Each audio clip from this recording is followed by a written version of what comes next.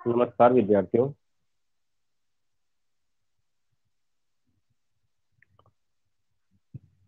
मैं हूं ओम सुमन।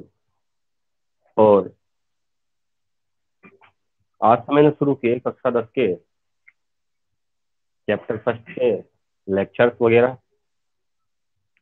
और उम्मीद है कि आप लोग इस लॉकडाउन का फायदा उठाएंगे और अपने घर बैठे ही इस पढ़ाई को जारी रखेंगे। आपका जो सिलेबस है वो नया है, बदल चुका है। और उस बदले हुए सिलेबस के साथ में अपन बात करेंगे। ठीक है, ये पहला वीडियो है अपना। और ऐसे वीडियो आपको मिलते रहेंगे और आप अच्छे से घर बैठे पढ़ाई करते हैं। तो 10th साइंस में जो नया सिलेबस है, नया कोर्स है, उसकी किताबें भी मार्केट में आ चुकी है लगभग। वो भी आप ले सकते हो। और अपने जो वीडियो है इसमें अपन जो बात करेंगे, सिंपल सा टॉपिक है अपना। जो पार्ट 1 है, पहला लेसन, पहले लेसन की बात करेंगे। पहले लेसन में सबसे पहले इसके बारे में आपको बता दूं मैं कि आपको जो पहला लेसन है, चैप्टर फर्स्ट है। उस चैप्टर फर्स्ट का नाम है रासायनिक अभिक्रिया व समीकरण। अपने पार्ट का क्या नाम है? रासायनिक अभिक्रिया और समीकरण। ठीक है, बहुत सीधा सा है, ये सिंपल सा। रासायनिक अभिक्रिया और समीकरण। रासायनिक का मतलब क्या होता है? यानी इसमें देखो, रासायन शब्द जो है ना, इसका मतलब होता है रसायन। रसायन से बना हुआ है, इसका अर्थ होता है केमिकल, है ना। तो बहुत सारे केमिकल जो होते हैं, उन केमिकलों के साथ में अपन क्या करते हैं? क्रिया करते हैं। ठीक है ना। जैसे कि हमारे घर में दूध होता है, ठीक है ना। दूध से हम दही बनाते हैं। एक तो ये रासायनिक अभिक्रिया है। दूसरी चीज अपन देखते हैं कि हम धूप में निकलते हैं तो काले पड़ जाते हैं। ये भी रासायनिक अभिक्रिया है। जैसे अगर आप फ्रिज वगैरह है, उसमें आप बर्फ जमाते हो, वो बर्फ कैसा हो जाता है? ठीक है ना। उसको जब हम बाहर निकालते हैं तो वो पिघल जाता है। क्यों? ये भी तो अभिक्रिया है, कुछ ना कुछ तो है भाई, है ना। तो ये जो अभिक्रियाएं है, इन अभिक्रियाओं में अपन इन रासायनिक अभिक्रियाओं की हम बात कर रहे हैं। तो पहली बात तो हम रसायन होना चाहिए। रसायन क्या हो सकता है? जैसे कि कोई एसिड हो सकता है, कोई भी हो सकता है, पानी हो सकता है, सब रसायन ही तो है। इनका कुछ ना कुछ संगठन है, इसीलिए इसको अपन रसायन कहते हैं। एसिड वगैरह होता है ना। खेती बाड़ी करते हैं किसान लोग, वो पाउडर वगैरह, ठीक है ना, सल्फर वगैरह, और भी कई दवाइयां, इंडोसल्फान वगैरह, ये सब क्या है? रसायन है। ठीक है ना। तो इन सब के बारे में हम बात करेंगे। तो ये जो अपना पाठ है, इस पाठ में हम यही पढ़ेंगे कि पदार्थ जो होते हैं वो किस प्रकार से अभिक्रियाएं करते हैं, है ना। अब पदार्थ अभिक्रिया करता है, जैसे सोना चांदी, जो भी पदार्थ है संसार में, उन सब की अलग अलग प्रकार की अभिक्रियाएं हैं। ठीक है, तो आपके सामने मैंने लिख रखा है वैसे, अपना समय बचाने के लिए। ठीक है, तो देखो, रासायनिक अभिक्रिया, सबसे पहले तो अपन को इस पार्ट का नाम दिया गया है रासायनिक अभिक्रिया। इस रासायनिक अभिक्रिया को समझना है कि ये रासायनिक अभिक्रिया आखिरकार है क्या। तो हमने लिख रखा है यहाँ पर कि पदार्थ के भौतिक व रासायनिक गुणों में परिवर्तन होना। क्या समझ रहे हो? पदार्थ के भौतिक व रासायनिक गुणों में परिवर्तन होना रासायनिक अभिक्रिया कहलाता है। ये फर्स्ट और पहली लाइन है। अभिक्रिया, रासायनिक अभिक्रिया की क्या है? ये परिभाषा है। अब क्या परिभाषा है? यानी परिभाषा मैंने बताया आपको कि पदार्थ के भौतिक व रासायनिक गुणों में परिवर्तन होना। भौतिक, भौतिक मतलब क्या होता है? पदार्थ बाहर से कैसा दिख रहा था, अब वो बाद में अभिक्रिया होने के बाद कैसा दिख रहा है, तो वो होते हैं भौतिक परिवर्तन। रासायनिक परिवर्तन, अभी आपने देखा जैसे रासायनिक परिवर्तन बहुत सारे होते हैं, अपन को दिखाई नहीं देता। अपन को दिखाई नहीं देता, बर्फ पिघल रही है दिख रहा है, हाँ बर्फ पिघल रही है, भाप बन रही है दिख रहा है। लेकिन हमको लोहे पर जंग लग रहा है, वो अपन को एकदम से दिखता नहीं है, वो धीरे धीरे रिएक्शन होती है, इस प्रकार से। तो ये अभिक्रिया होती है। जैसे कि आपने देखा होगा कि दूध से दही बनता है, अपन को दिखाई थोड़ी दे रहा है कि अंदर क्या हो रहा है। कोई बात समझ में नहीं आ रही अपने, क्या हो रहा है? तो यही बात मैं आपको बता रहा हूँ अब इसके कई सारे उदाहरण हैं। पदार्थ के भौतिक व रासायनिक गुणों में परिवर्तन होना रासायनिक अभिक्रिया कहलाता है। पदार्थ की बाहर से शक्ल चेंज हो जाए, जैसे लकड़ी जल जाती है कोयला बन जाता है, लकड़ी जल जाती है कोयला बन जाता है, तो ये भौतिक अभिक्रिया है। अब है ना, तो इस प्रकार कई सारी अभिक्रियाएं, जलने वाली अभिक्रिया, बाहर से चेंज हो जाना, रंग रूप आकार चेंज हो जाना, ये सब रासायनिक, ये सब अभिक्रिया के अंदर आते हैं। अभी मैं बात नहीं कर रहा आपसे कि कौन सा भौतिक परिवर्तन है कौन सा रासायनिक है, नहीं, मैं तो आपको ये परिभाषा बताना चाह रहा हूँ कि रासायनिक अभिक्रिया पदार्थ के भौतिक व रासायनिक गुणों में परिवर्तन करती है ना। जैसे फल पकने पर उसका स्वाद बदलना, फल पकने के बाद स्वाद बदल जाता है, पहले वो कड़वे कड़वे से लगते थे, अब मीठे मीठे से लगते हैं। दूध का फटना, गर्मी का टाइम है अभी, दूध फट जाता है। और दही का जमना, दूध का फटना और दही का जमना, ये सब रासायनिक अभिक्रियाएं तो हो रही है। इनके अंदर ऐसा क्यों हो रहा है, आखिरकार दही जम क्यों रहा है, दूध फट क्यों रहा है, इसका एकमात्र कारण है कोई ना कोई रासायनिक अभिक्रिया इनके मध्य में हो रही है। आ रही है बात समझ में। लोहे पर जंग लगना, लोहे की वस्तु होती है, जैसे बरसात का टाइम आएगा, हमारी खिड़कियों पर हमारे दरवाजों पर लोहे की वस्तुओं पर क्या लग जाएगा, जंग लग जाएगा, तो इसको हम क्या कहेंगे, लोहे पर जंग लगना। एक प्रकार का ये भी रासायनिक अभिक्रिया है। शरीर द्वारा भोजन का पचाना, हमारा जो शरीर होता है वो भी क्या करता है भाई, भोजन को क्या करता है, पचाता है। ये भी कोई ना कोई सी क्या है, अभिक्रिया। आ रही है बात समझ में। चलो, उसके बाद ये तो हमारे इसके उदाहरण हो गए कि आपको मैं समझना चाह रहा हूँ कि रासायनिक अभिक्रिया की कार्य क्या है। पदार्थ की रंग रूप उसकी अवस्था बदल जाना। कक्षा 9th में हमने पदार्थ की अवस्थाओं के बारे में पढ़ा था। पदार्थ की 3 अवस्थाएं पढ़ी थी अपन ने, ठोस द्रव गैस। तो बस यही अभिक्रिया है, कोई पदार्थ ठोस से द्रव बन जाता है, कोई गैस बन जाता है, कोई गैस से ठोस बन जाता है, ऊर्ध्वपातन वगैरह, ऐसी कई सारी अभिक्रियाएं कक्षा 9 में अपन ने पढ़ी थी। ठीक है। रासायनिक समीकरण, किसी रासायनिक अभिक्रिया को सूत्रों व प्रतीकों की सहायता से लिखना रासायनिक समीकरण कहलाता है।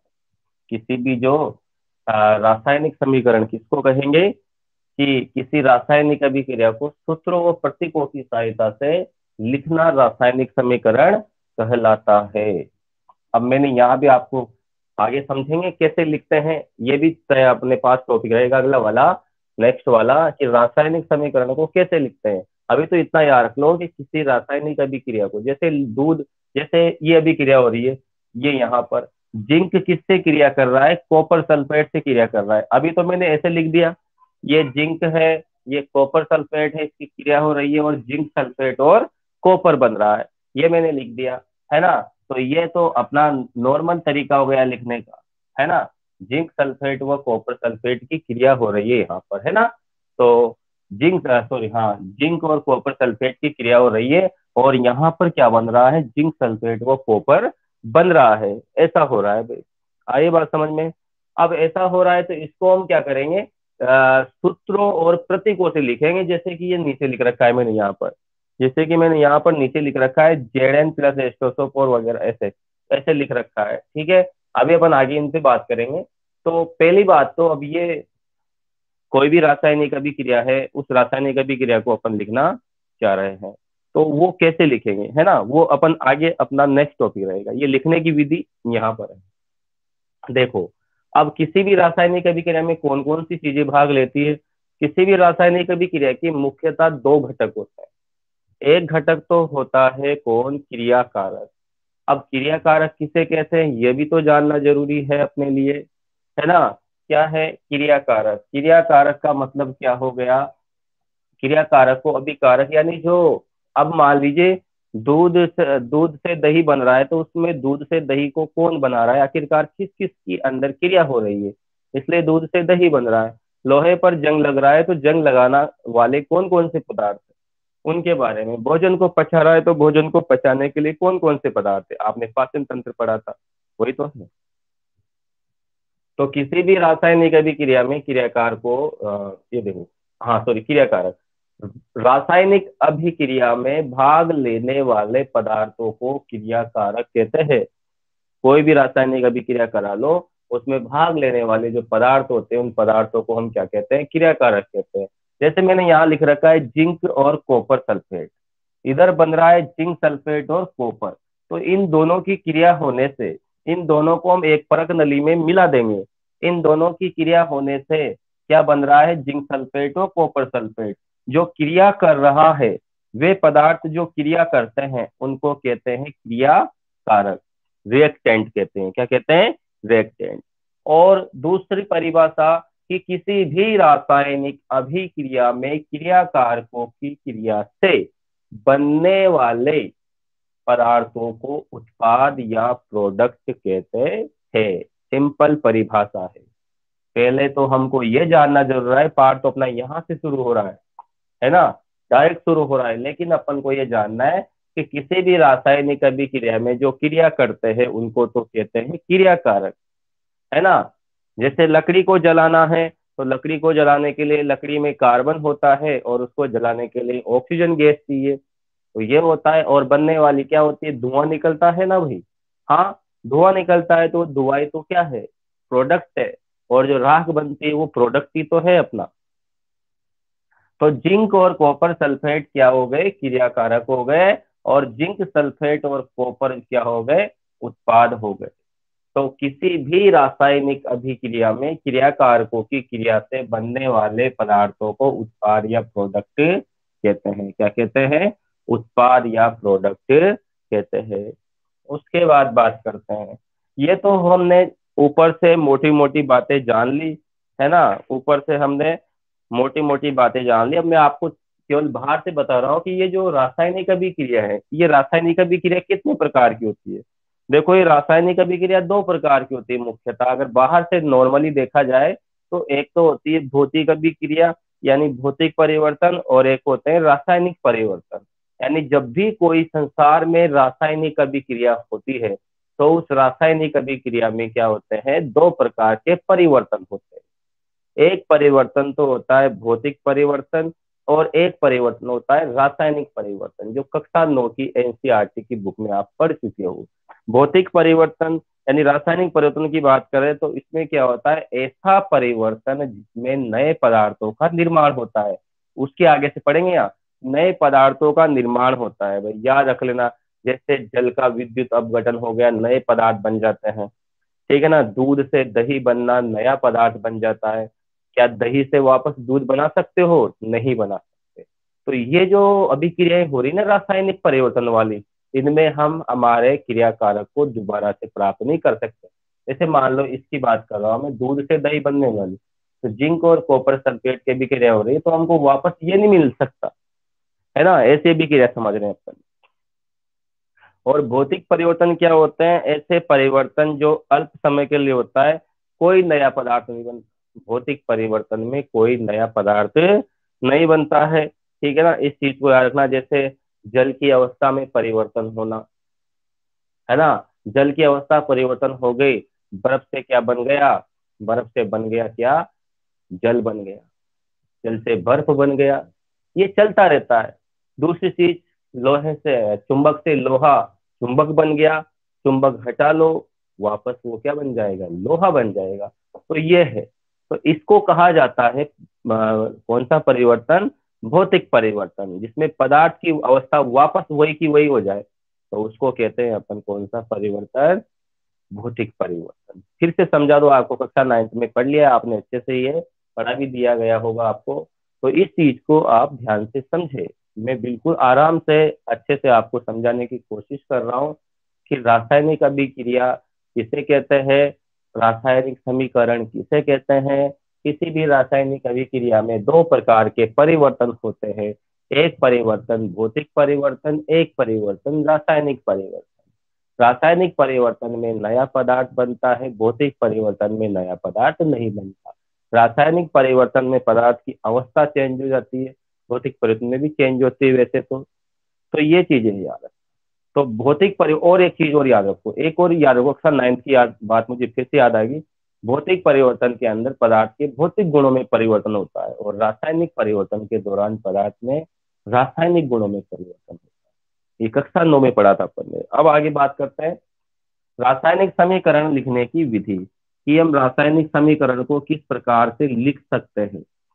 तो रासायनिक समीकरण को हम लिख सकते हैं, दो चार चार पांच तरीके अपन को बता रखे हैं, उन तरीकों पे हम बात करते हैं। देखो,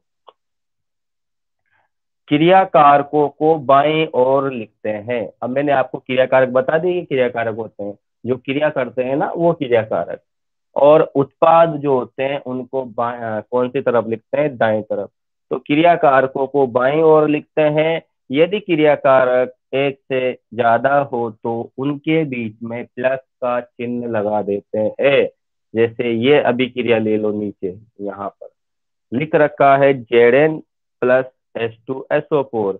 ये दो अभिकारक है, दो क्रिया कर रहे हैं, यानी जस्ते की और सल्फ्यूरिक अम्ल की जो क्रिया हो रही है ना, जस्ते की और सल्फ्यूरिक अम्ल की जो क्रिया हो रही है यहाँ पर, इनके बीच में ये दो पदार्थ क्रिया कर रहे हैं, तो प्लस का चिन्ह लगा दो।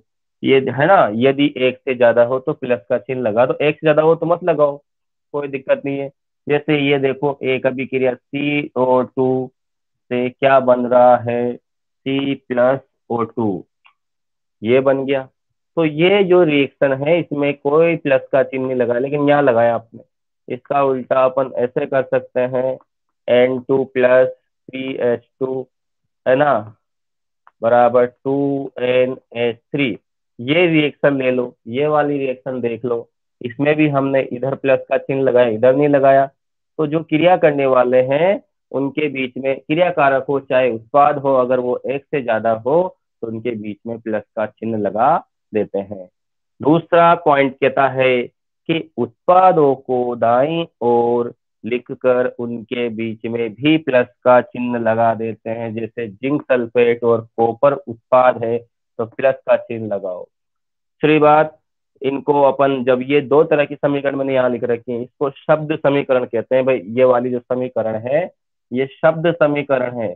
शब्द समीकरण भी पहले लिखी जाती थी, लेकिन शब्द समीकरण के नुकसान बताऊंगा मैं आपको भी, क्या नुकसान है देखो। उत्पादों को दाईं ओर लिखकर उनके बीच में प्लस का चिन्ह लगा देते हैं। क्रिया कारकों व अभिकारकों के बीच में तीर का चिन्ह लगा देते हैं।